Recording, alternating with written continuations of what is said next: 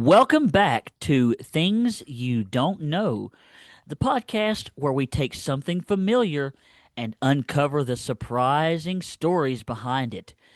Today, we're talking about something that almost everyone loves. Dun dun dun, chocolate. Now, I gotta say here, folks, we knew most of this information, but there was some stuff that we didn't know, and we hope that's the same for you guys. Yeah, chocolate is one of those foods that feels modern because we see it everywhere: candy bars, brownies, hot cocoa, chocolate chips, truffles. But its history goes back thousands of years. What's really interesting to me, anyway, is that chocolate did not begin as the sweet dessert we love today. For much of its history, it was a bitter, spicy ceremonial drink associated with power, religion, trade, and even medicine.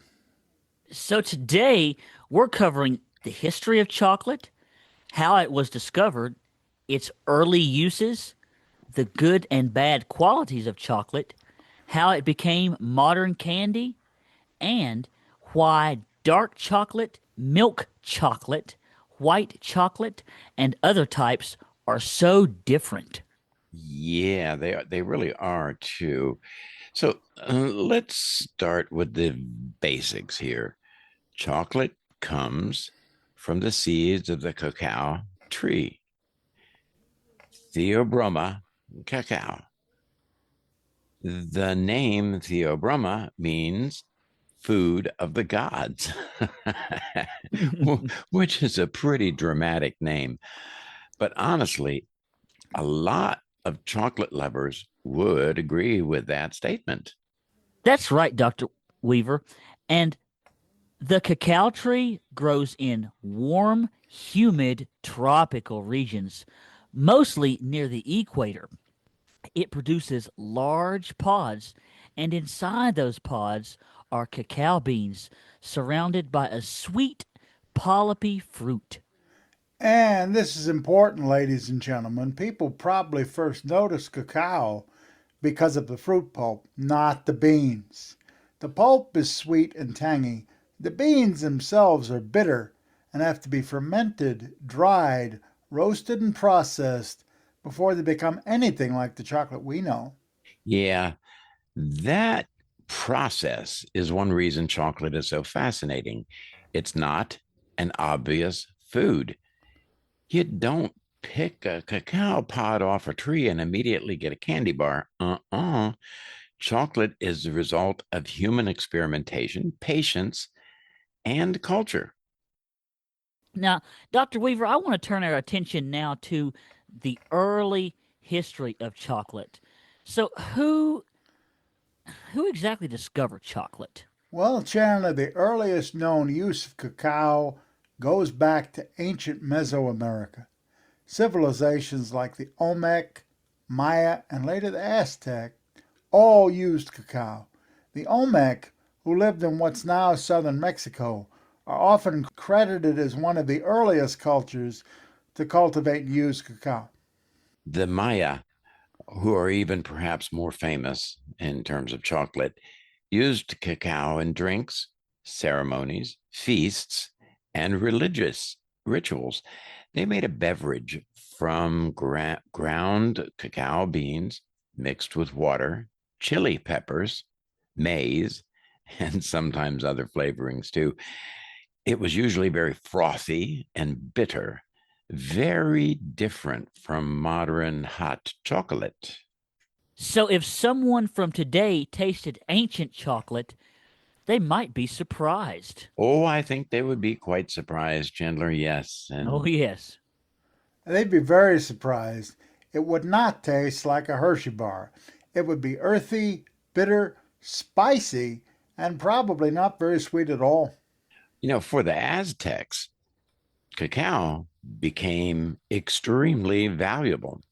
Cacao beans were used as a form of currency. Yes, indeedy.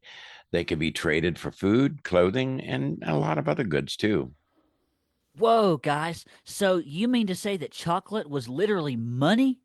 In a way, yes. C- Wow. Cacao beans had strong economic value. They were portable, desirable, and widely recognized. That made them useful in trade.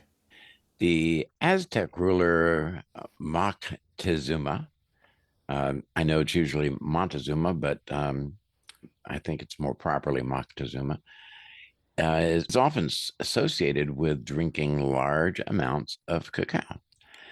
Some accounts suggest cacao was seen as a drink of elites, warriors, and nobility.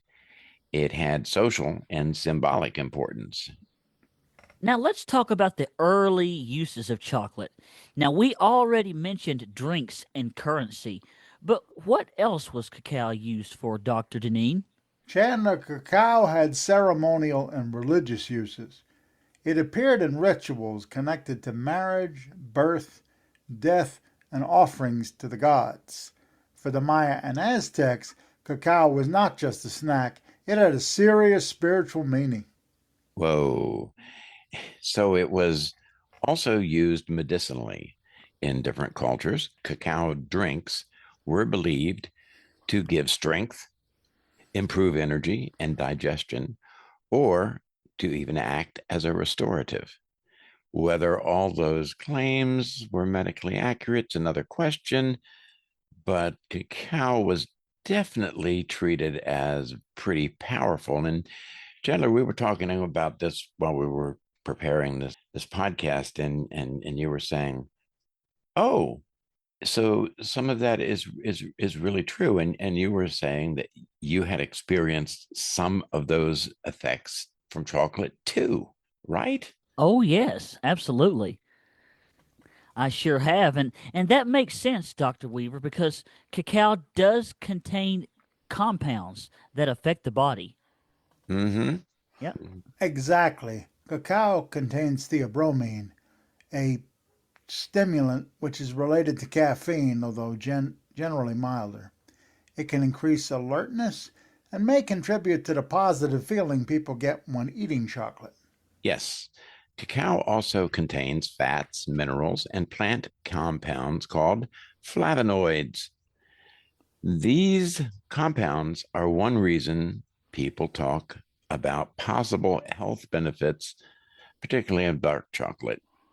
Now, chocolate comes to Europe. Now, I want to know something. How did chocolate go from Mesoamerica to the rest of the world?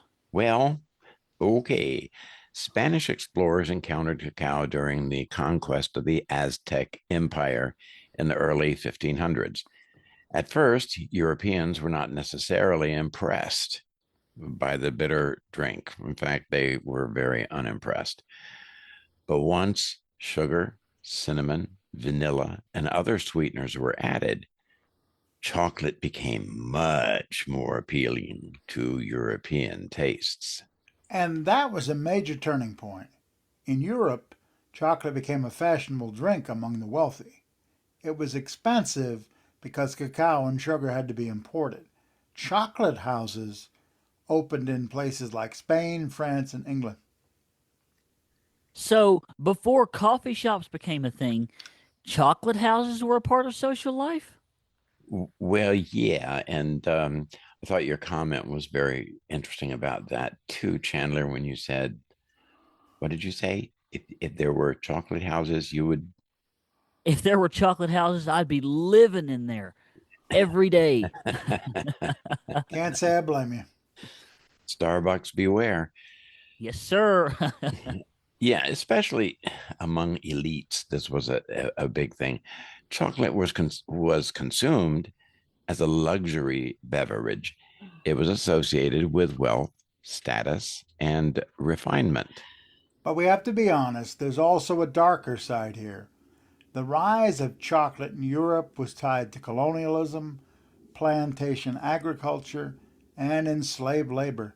Cacao and sugar production depended heavily on exploited labor systems in the Americas and later in other tropical regions. Now, Dr. Deneen, that's a very important point. The story of chocolate is not just delicious, it's also quite complicated too. Now, let's move into the positives. Why do people love chocolate so much, Dr. Deneen? Well, Chandler, first the flavor. Chocolate has an incredibly complex flavor profile. Depending on the cacao variety and how it's processed, chocolate can taste fruity, nutty, floral, earthy, smoky, bitter, or caramel like. Second is the texture. Cacao butter melts close to body temperature, which gives chocolate that smooth, melt in your mouth quality. That physical sensation is a big part of why chocolate feels so indulgent. Yes, and there's also the emotional side too. Chocolate is connected to comfort, celebration, romance, holidays, reward, and I have to say, sometimes stress eating. How true. From a health perspective, dark chocolate and cocoa can contain flavonoids, especially flavanols, which have been studied for possible benefits related to blood flow and heart health. But the key is that these benefits are mostly associated with cocoa rich chocolate, not necessarily, much as we'd like, sugary candy bars. Yes, chocolate also provides small amounts of minerals like magnesium, iron, copper, and manganese. Again, this is far more true for darker chocolate than with higher cacao content. So, chocolate can have some positives, but it depends heavily on what kind of chocolate we're talking about. Yeah, that's for sure. Now, maybe we should turn to the other side. Uh, how about that, Chandler? Yeah, let's do that, Dr. Weaver. The obvious issue is sugar. Many modern chocolates, especially candy bars, contain a lot of added sugar. And sugar, when consumed in excess, is linked to dental problems, weight gain, and increased risk of metabolic diseases. Chocolate itself is not the only issue, it's often the combination of sugar, fat, and portion size. And chocolate can also be high in calories. It's easy to eat a lot of it quickly because it tastes good and is energy dense. Energy dense. Yeah, that's an important factor. Another issue is caffeine and theobromide. Most people tolerate them well, but sensitive individuals may experience jitteriness, sleep disturbances, or headaches if they consume too much chocolate, especially the dark chocolates. There are also allergy and sensitivity concerns. Chocolate products may contain milk, soy, nuts, peanuts, gluten, or other ingredients depending on how they're made. Cross contamination can be a serious issue for some people with allergies. And we really need to mention pets here too, guys. Chocolate is dangerous for dogs and cats because of theobromine. Dark chocolate and baking chocolate are especially risky. Yes. Finally, there are ethical concerns.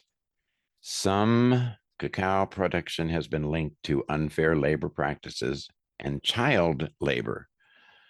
Consumers increasingly look for fair trade, direct trade, or ethically sourced chocolate, though labels can vary in reliability on that. Now, I want to talk about some development here. So, how did chocolate get developed into modern candy, Dr. Deneen? Well, a big transformation happened during the Industrial Revolution. New machines made it possible to process cacao more efficiently and produce chocolate on a much larger scale. So in 1828, Conrad van Houten developed a cacao press that separated cocoa butter from cacao solids. This made cocoa powder easier to produce and changed the future of chocolate manufacturing dramatically. Then came solid chocolate.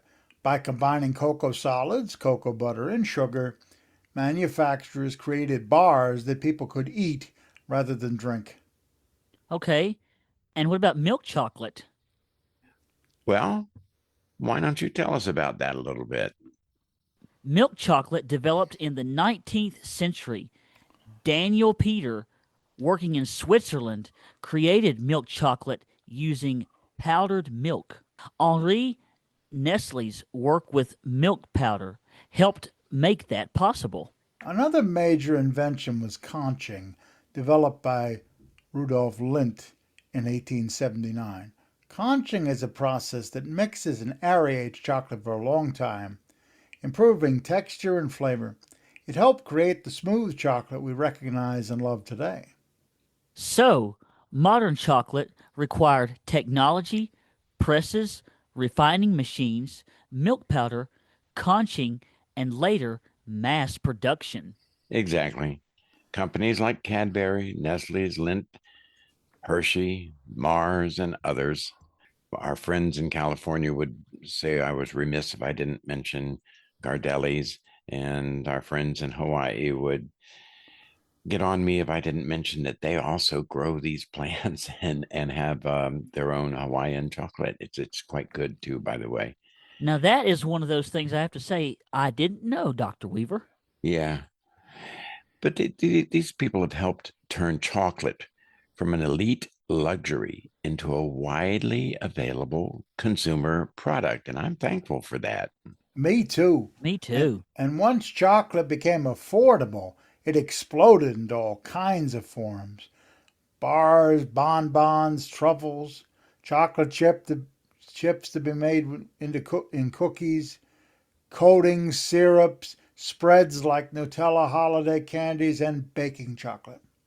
Now, this is a fun one for me. I want to talk about the differences in chocolate, the modern types of chocolate here. So, let's talk about this. What are the differences between dark chocolate, milk chocolate, and white chocolate? How about it, Dr. Weaver? Well, I'll give it a shot. All right. Dark chocolate contains cacao solids, cacao butter, and sugar, but little or no milk. It usually has a higher cacao percentage, which means a stronger, more bitter chocolate flavor. Now, conversely, milk chocolate contains cocoa solids, cocoa butter, sugar, and either milk powder or condensed milk. It is sweeter, creamier, and usually less bitter than dark chocolate.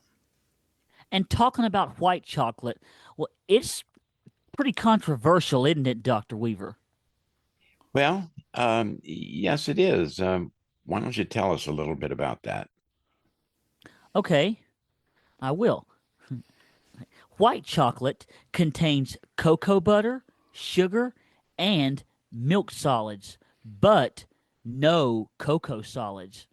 That means it comes from the cacao bean, but it does not have the brown cocoa solids that give dark and milk chocolate their classic chocolate flavor. Then there is the newest kind, ruby chocolate, which was introduced more recently. It has a pink color and a fruity flavor made from specially processed ruby cacao beans. Some people see it as a fourth category, though it is not as universally accepted or as common as dark milk and white chocolate. Now, what about cacao percentages? People see 60%, 70%, 85% on labels. What exactly does that mean, Dr. Weaver? Well, the percentage tells you how much of the chocolate comes from cacao ingredients. Cacao solids and cocoa butter combined. So, a 70% dark chocolate bar is 70% cacao derived ingredients and 30% other ingredients, usually mostly sugar, actually. But cacao percentage does not tell the whole story. Two 70% bars can taste completely different depending on the cacao origin, the roasting method, fermentation, sugar level, cocoa butter amount, and the manufacturing style. Higher percentage does not automatically mean better. Higher percentage does not automatically mean that it's better. Exactly. It often means more intensity, but quality depends on ingredients and craftsmanship. In recent years, there has been a rise in craft chocolate and bean to bar chocolate. What does that mean, Dr. Deneen? Well, Chandler, bean to bar chocolate makers control the entire process from cacao bean selection through roasting, grinding, refining, conching, tempering, and molding. The idea is to highlight the natural flavor of the cacao. This is similar to specialty coffee or wine. The region, soil, climate, fermentation, and processing all affect flavor. Chocolate from Madagascar might taste bright and fruity. White chocolate from Ecuador may be floral or nutty. So, chocolate has terroir? Yes, that's the word often used. Terroir means the environment where something is grown and how that affects its flavor. It's common in wine, coffee, tea, and increasingly chocolate. Craft chocolate has also made people more aware of ethical sourcing.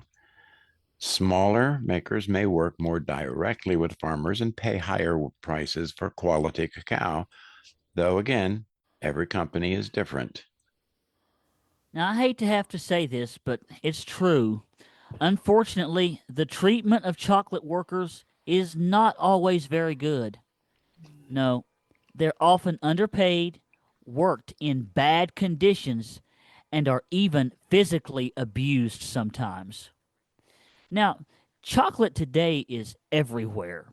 Valentine's Day, Halloween, Easter, birthdays, weddings, movie theaters, baking, coffee drinks, you name it, it's there. So it has become a symbol of love, comfort, luxury, and celebration. But it's also a global industry involving farmers, manufacturers, marketers, scientists, and chefs. And scientifically, chocolate is still being studied. Mm-hmm. Researchers look at flavonols, mood effects, cardiovascular health, and even how processing affects nutrients. But the practical advice remains simple. Darker, less sugary chocolate in moderate amounts is generally a better choice than highly processed candy. Ah, now, Dr. Deneen, that's the least fun, but I have to say, probably the most accurate chocolate advice. Yep, moderation ruins everything. Except your blood sugar. I have to say, though, moderation can also save your life. Now, let's do a quick things you don't know round. One surprising chocolate fact from each of us. How about it, guys? Okay. Okay? Cacao beans were once valuable enough to be used as currency in Mesoamerica. Imagine buying groceries with chocolate beans. White chocolate contains cocoa butter but no cocoa solids, which is why it tastes so different from darker milk chocolate. Ancient chocolate was usually a bitter drink, not a sweet candy. So if someone offered you chocolate 1,000 years ago, you might have gotten a spicy, foamy beverage instead of a truffle. Yep, another one. The smooth texture of modern chocolates is not natural. It comes from processing methods like refining and conching. And chocolate's flavor is incredibly sensitive to fermentation. A lot of the final flavor begins developing before the beans are even roasted. So, chocolate is basically part agriculture, part chemistry, part history, and part magic. Yeah, chocolate has traveled a long road from cacao trees in ancient Mesoamerica to sacred drinks and currency to European luxury to industrial candy to modern craft chocolate. Its story includes innovation, pleasure, health questions, ethical challenges, and a surprising amount of science. And the next time you eat a piece of chocolate, remember, you're tasting thousands of years of history in one bite. Yep, that's it for this episode of Things You Don't Know. Choose your chocolate wisely, ladies and gentlemen. And maybe share it, unless it's the last piece. Then, in that case, it's okay. History understands.